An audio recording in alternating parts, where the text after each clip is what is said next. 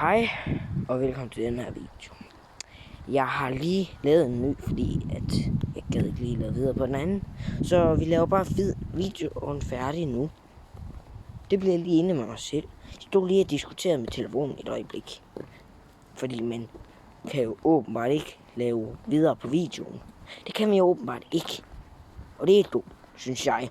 Men nu er jeg så ikke heller ikke den store YouTuber. Jeg er bare sådan et lille starter. Jeg er jo bare ikke så god på YouTube, nej. Men videoer, det har jeg lagt op. Og shorts videoer. Jeg har en rigtig gammel shorts video jo. Men gammel. Det er den. Ja. Og når vi har gjort det her, så skal vi smutter vi hjem igen. Og så siger vi bare farvel for i dag. Skal vi ikke bare aftale det? Hvis vi gør det, så er det nok den nemmeste måde at gøre det på. Fordi der er også lidt ved at blive lidt koldt nu. Men selvfølgelig, vi er også midt på eftermiddagen. Klokken er jo snart 4. Så ja, det er faktisk rigtig. Det bliver lidt koldt nu. Men selv solen er fremme, og det er dejligt. Dejligt vejr. Hvem vil ikke have det? Hvem vil ikke have dejligt vejr? Dejligt vejr. Bare lækkert.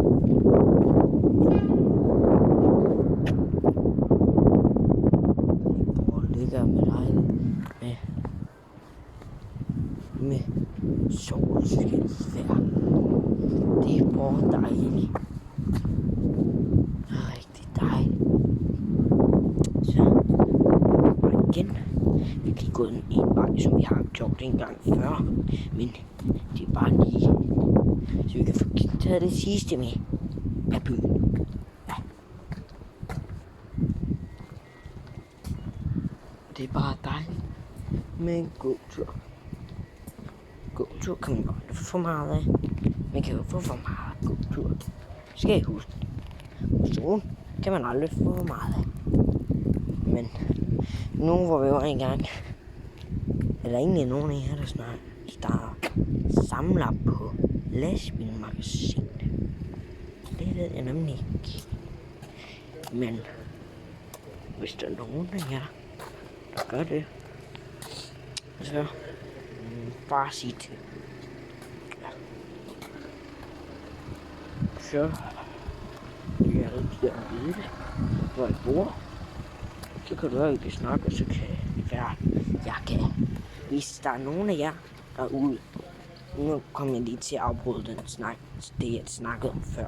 Men hvis der er nogen af jer om 2 år, eller ja, der har noget imod at komme til en konfirmation, så måske komme til min den enten 2. eller 3. maj 28. Det er faktisk rigtig dejligt med snart en konfirmation. Så får man jo masser af penge. Men det her, det må jeg ikke sige til nogen. Men en af mine bankkontor ligger der 140.000 kroner. Det er bare mange penge, man har sparet op til. Ja. Så har vi fået 2 øjne på. Så kan vi gå videre. Og så kan vi komme videre med videoen. Nemlig. Så er der nogen, der kender den her sjove måde at have hund på. Starter det, så skal jeg bare sige til, at det type, det er jeg faktisk ikke. Jeg siger lige mere tralalala. Hvis I kender den. Han har lavet sådan en her sketch. You touch my tralalala. My ding ding dong. Og så er han helt en kostume på der, kan pushes op. Banana. Det er det også. Så ved jeg faktisk ikke, hvad den anden hedder. Så er der også en julemand, en julenisse, Grinch og en kunne have fundet på? Jeg ved faktisk ikke, hvad han har fundet på ellers. Overhovedet ikke. Hvad han har fundet på ellers. Det er faktisk rigtig meget tvivl om. Men det er også kan finde på at lave videoarm. Det er spændende. Rigtig spændende. Rigtig spændende det her.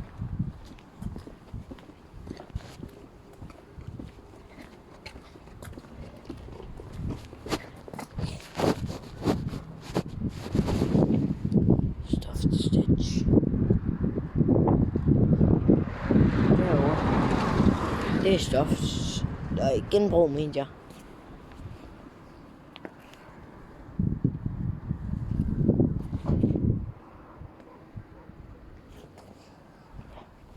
Nu vrøvler jeg lige lidt. Så igen har vi jo varmeværk. Nu kan jeg rigtig se, hvor højt det tårnet det er. Der. Rigtig højt. Nok.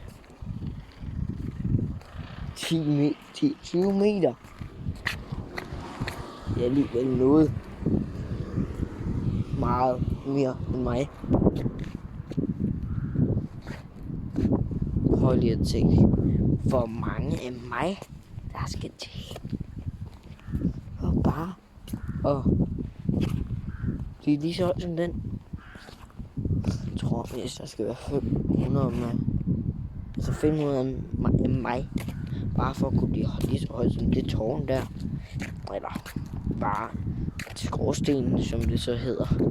Hvis jeg lige kan lade være med at frøvle. Så har vi derovre. Der har vi tårnet. Og Brugsen. Ham der ejer Brugsen er selvstændig. Men far er medlem af Coop.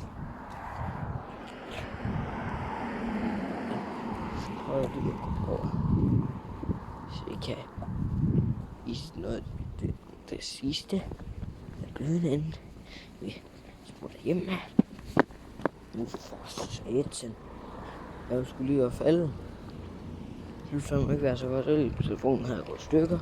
Og så ville der skulle være mere video fra min kanal. Det ville ikke være sjovt. Faktisk overhovedet ikke sjovt. Det ville være frygteligt. Det ville være virkelig videoer. Det ville bare være frygteligt. Skide frygteligt.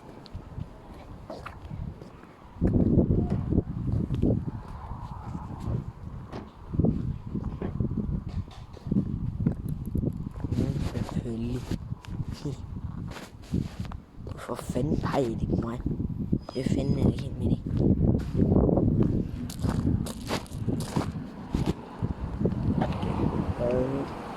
To børn. Eller de idioter, der peger på mig. Det skal fandme ikke pege på mig.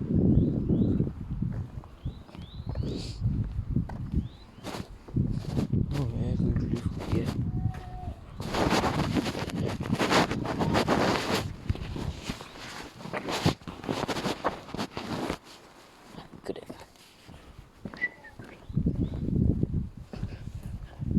Så dejligt. Så er jeg på min yndlingsmåde.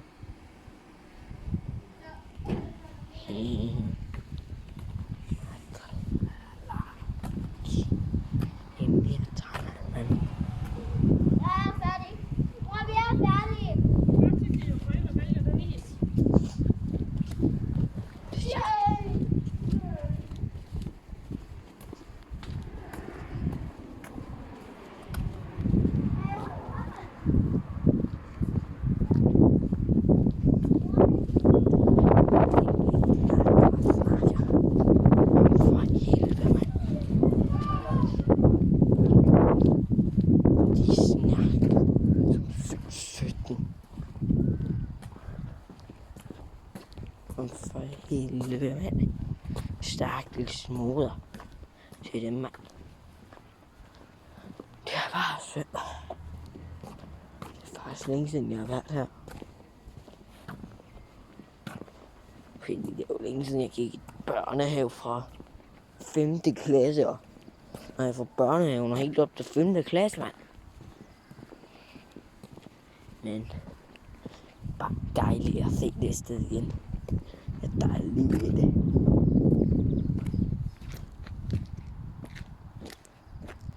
Det er der. Jeg har gået i dagpleje. Hele det der er min dagpleje. Der er blevet lavet lidt om fra lidt om siden 16 og 17 var det jo så, eller nej, 2 år gik jeg. Det var så tiden 18 og så, ja, siden 18.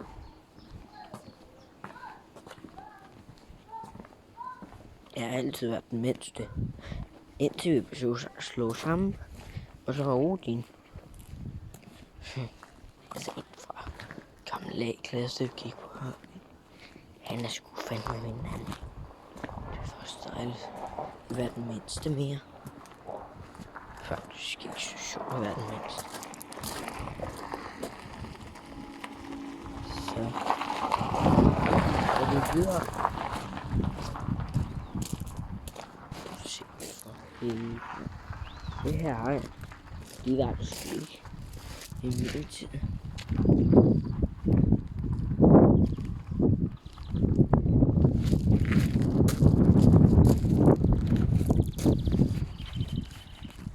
Hold over, det tør jeg ikke. Jeg kan fandme ikke komme ud igen. Skal jeg stå. Det er stadigvæk liv. Okay. Der er stadigvæk liv og glade dage.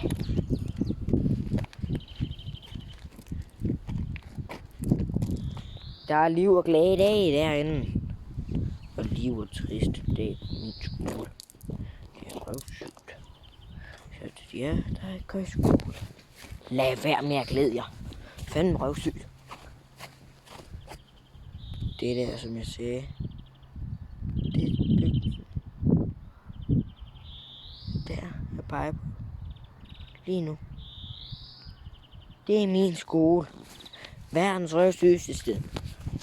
Jeg aldrig glæder til at gå i skole. Fandme røvsygt. Men ham Odin der og hans lillebror, hans lillebror pegede kraften på mig. Hvad fanden har jeg gjort, siden jeg skal peges på?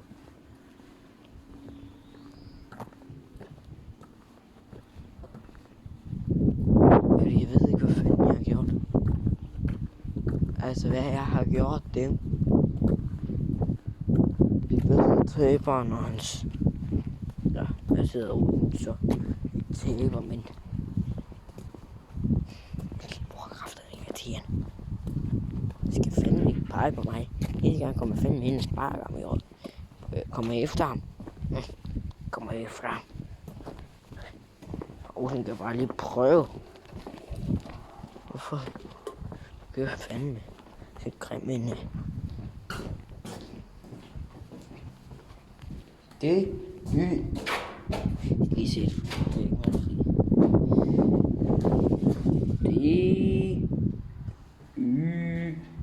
D-Y-B-B-A-D. Og selvfølgelig Mågen Rev.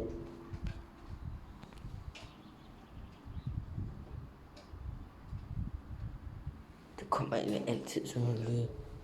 Og det ved skjolds. Det der er på.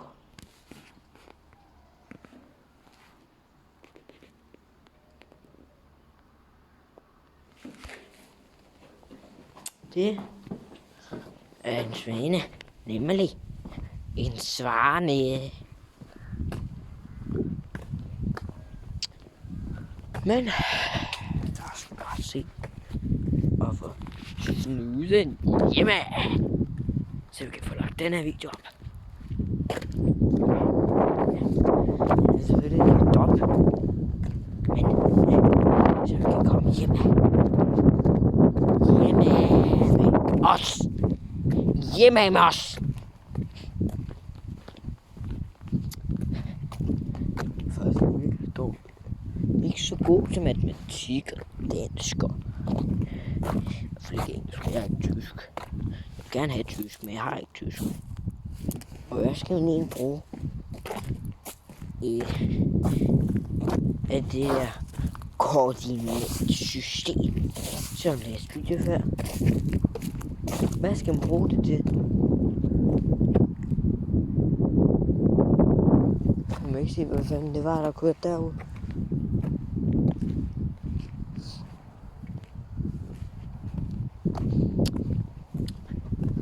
Det er selvfølgelig heller ikke vigtigt.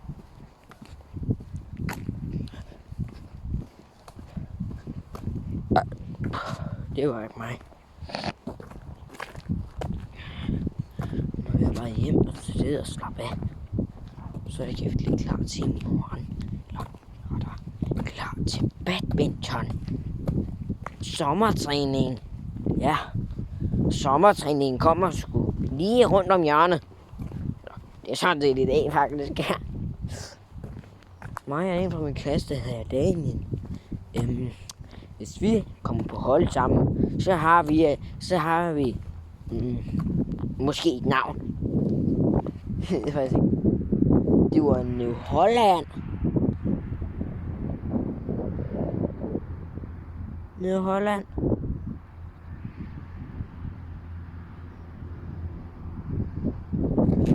Hvis vi lige er heldige, så kan vi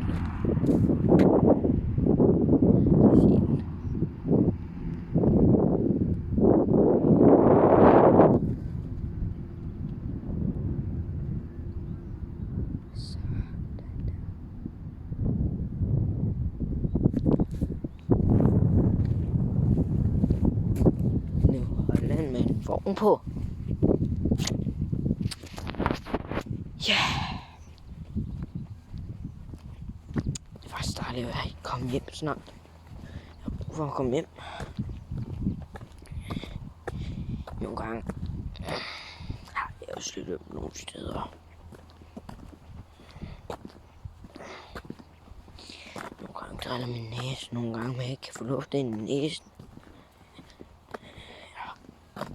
Bruger munden også.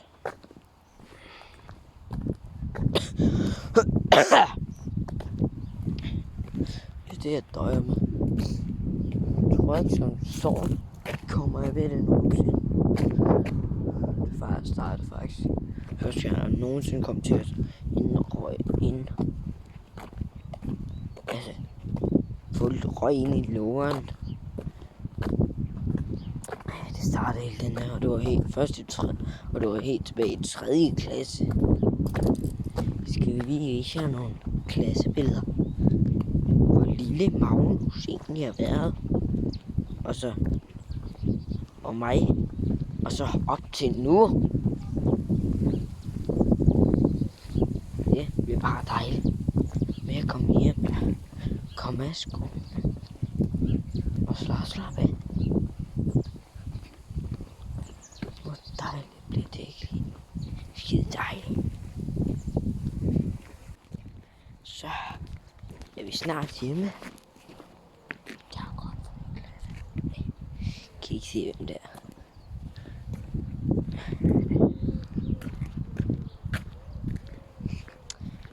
Hjallerup Badmintonklub. Går jeg på hold uge 13. Eller er det uge 11? Det ved jeg faktisk ikke. Jeg tror det er uge 13. Så jeg tror der er noget der hedder uge 11, uge 13 og uge 15. Det er i hvert fald nok det der er.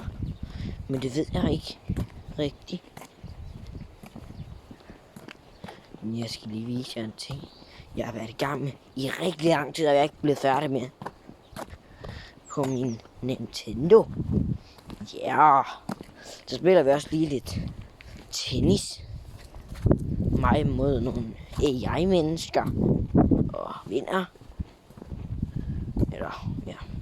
Hvad er nogen, jeg lige finder på? Nu er I snart hjemme. Lækker.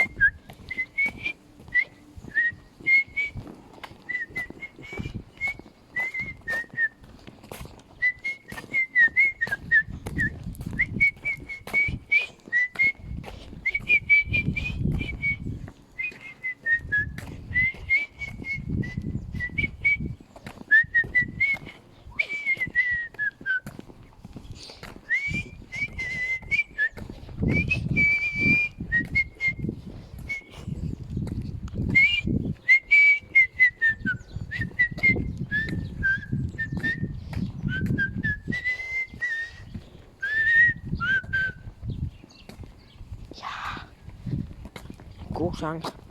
Smash it hard. Smash it hard. Smash it hard. En god sang. Bare så meget jeg kan huske af den. Men jeg kan huske. Det er en god sang.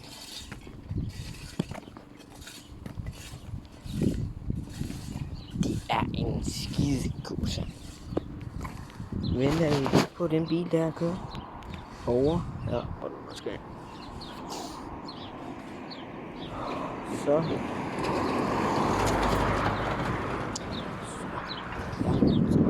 Og så som jeg sidste, som bor sammen har. Jeg vil altså ret. Ja, i hvert fald.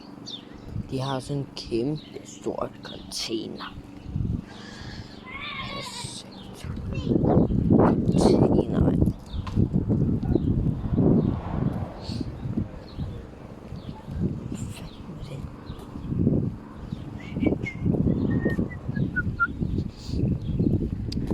Snart hjemme, så tænker jeg bare, det var det for i dag.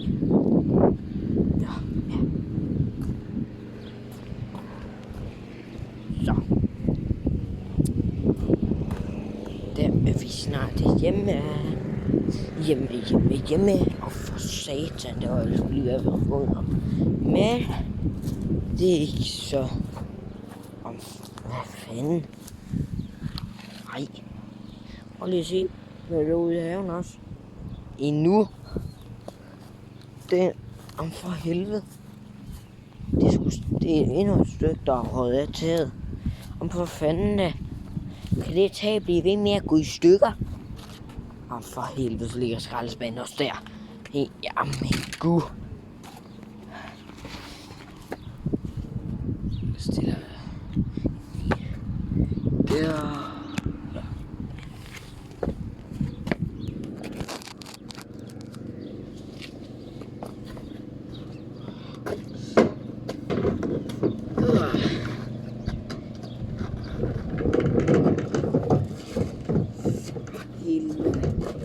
Kom nu op med dig, din dumme skraldespand.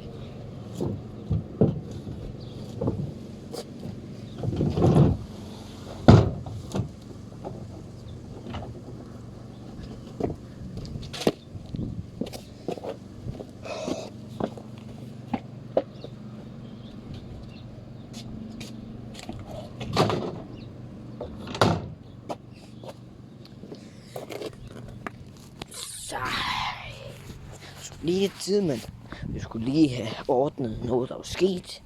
Men det skal vi ikke tage på så meget tungt af. Nemlig så ind igen. Med. Hej ba, se bare. Så tager vi lige skoene af.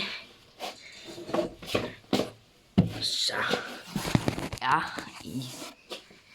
Så det er faktisk ret dejligt at bruge 43. Der er jo så meget man kan. Og så har man noget voks i. Jeg ved faktisk ikke, hvad størrelse det er. Men jeg tror, det er en størrelse 43 nok. Men som jeg sagde, min største hemmelighed er der ingen, der får at vide, før jeg er ældre og fortæller den til min familie. Men Futte, han ved, altså min mosters hund Futte hedder Futte. Futte, han ved det. Og det er bare dejligt. Så stiller vi sgu på plads.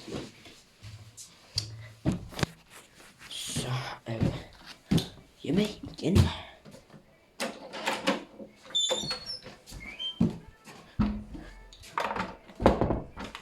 Så er vi hjemme igen.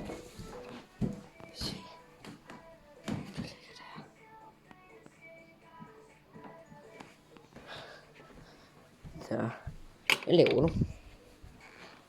Hvad tror du? Ja. Ja.